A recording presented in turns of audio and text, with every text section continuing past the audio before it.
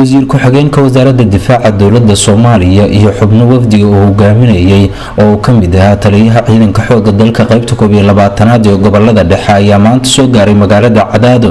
waxay kormeer ku tageen xeryo ay ku jiraan ciidamada 12aad ee gobolada dhexe oo ku yaala duleedka Cadaado.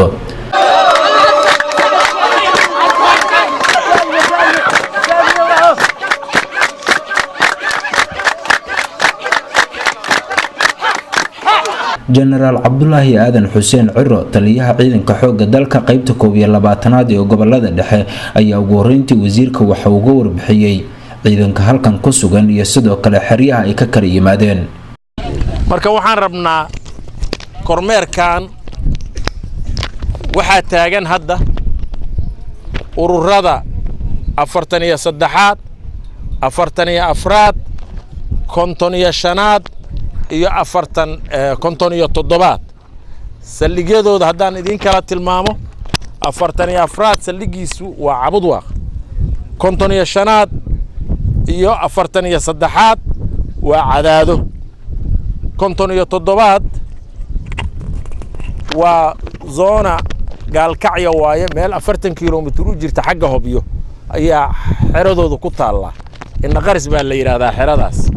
marka ku soo dhawow war badan ma jiro wixii wada hadal ah xagga xafiiska ayaanu tagi doonaa taliska iyaga qaybta.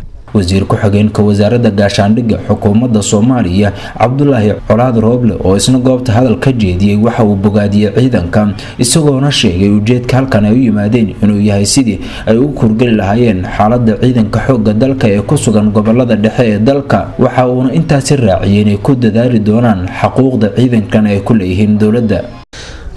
salaan kadib waa mahadsan yahay taliyaha qaybta sida qiimaha badan runtii ee magaalada Cadaado ee noogu soo dhaweeyay iyo reer Cadaadaba maamul iyo madaxba dhamaan waan u mahad celinayaa. anaga ujeedadan halkan u nimid waxa weeye inaan hadalna kaliya ma ahana idin la hadalna ujeedada halkan u nimid ma ahayn.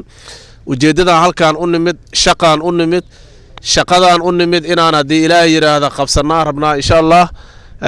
kaliya aniga ka codsaday taliyaha inaan arko hadii Ilaahay yiraahdo ciidanka inaan arko aad iyo aad runtii farxad noo gelinaysa.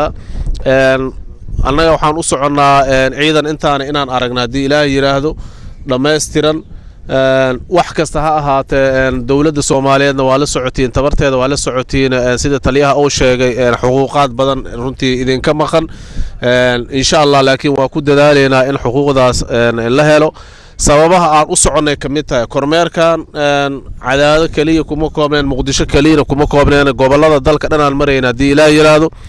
Saadaq Cabdishadana Saadaq Laki warbaahinta SBC magaalada Cadaado.